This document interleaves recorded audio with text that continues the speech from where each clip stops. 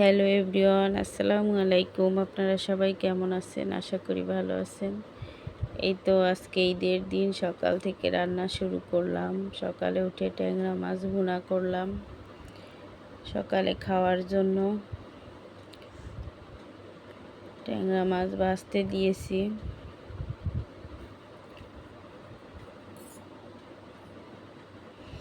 ট্যাংরা মাছ ভাজা হয়ে গেছে, এখন ভুনা করার জন্য পেঁয়াজ কাঁচা ঝাল দিয়ে দিলাম।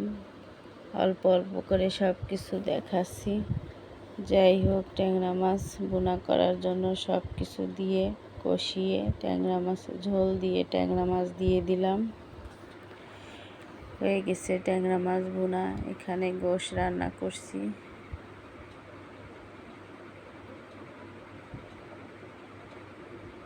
গরুর মাংস রান্না করছি। গরুর মাংস মশলা কষিয়ে দিয়ে দিয়েছি, মাংস কষিয়ে নিচ্ছি।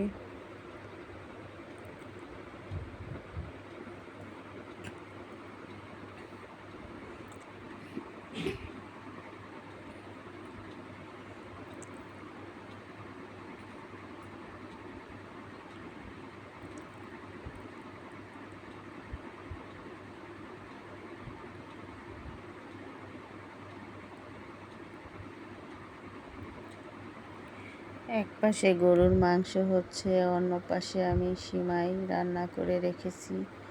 হয়ে গেছে সিমাই রান্না করা। সকালে সিমাই খেয়ে নামাজ পড়তে যাবে, তার জন্য আমি এক আইটেমের সিমাই রান্না করে রেখেছি। পরবর্তীতে আবার অন্য সিমাই রান্না করব।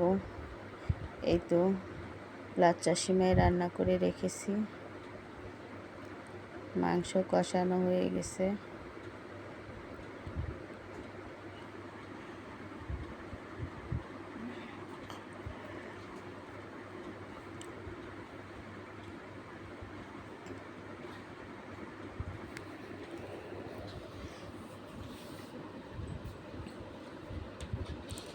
মাংস ভালোভাবে কষিয়ে ঝোলের পানি দিয়ে অনেকক্ষণ জাল করার পরে মাংস এবং আলু দুটোই সিদ্ধ হয়ে গেছে, ঝোলটা টেনে আসছে।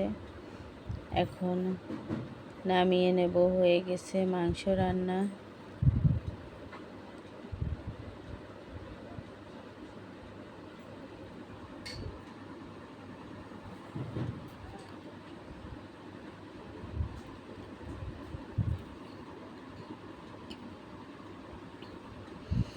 এই তো হয়ে গেছে আমার মাংস রান্না। কেমন হয়েছে মাংস রান্নাটা কমেন্টে জানাবেন।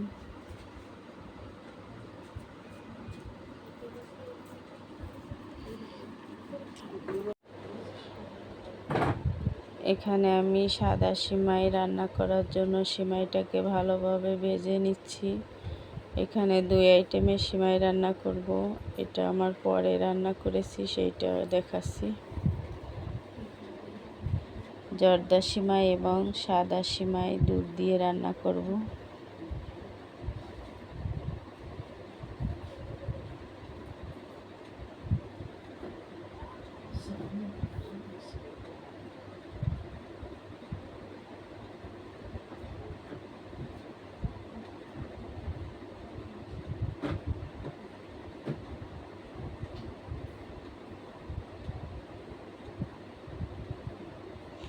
এই সিমাইটা রান্না করছি, এই যে আপনাদের সঙ্গে শেয়ার করলাম।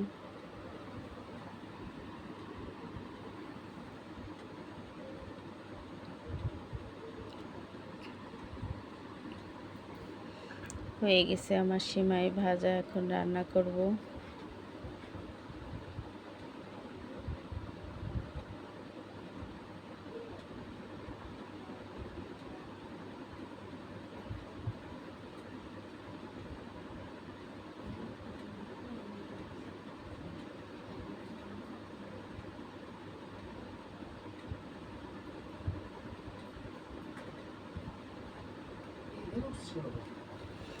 সিমাই রান্না করার জন্য এখানে বাদাম, গরম মশলা, এলাচ, কিশমিশ নিলাম। এখানে লিকুইড দুধ দিয়ে দিলাম। এই দুধের ভিতরে আমি গুঁড়া দুধও দিব।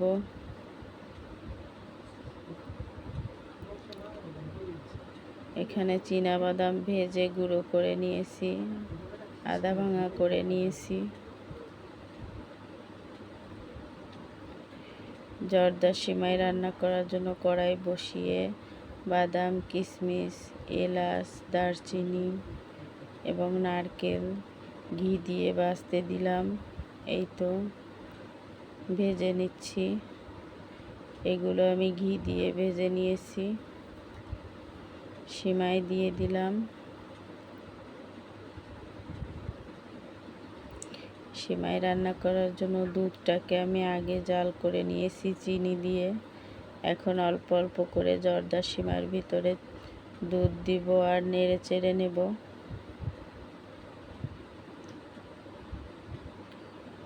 ঢেকে দিলাম।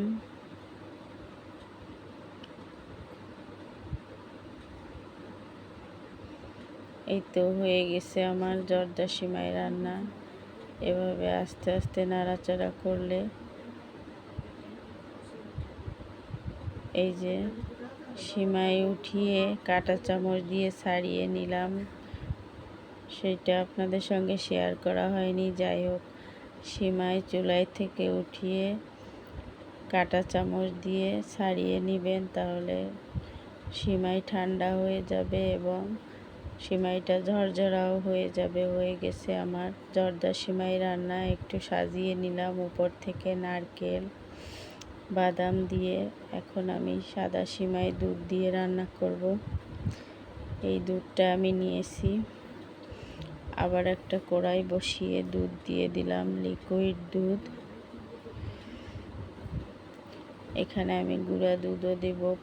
প্রত্যেকটা সিমাই রান্না করার সময় আমি লিকুইড দুধ এবং গুঁড়া দুধ দুইটাই দেই। এখানে বাদাম দিয়ে দিলাম, তেজপাতা, দারচিনি, এলাচ, কিশমিশ, বাদাম সব কিছু দিয়ে দুধ ফুটে গেলে সিমাই দিয়ে দিলাম।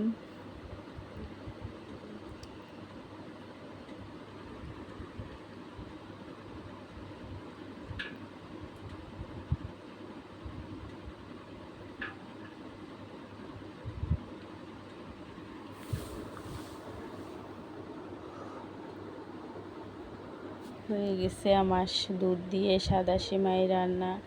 ঠান্ডা হয়ে গেলে আরও ঘন হয়ে যাবে।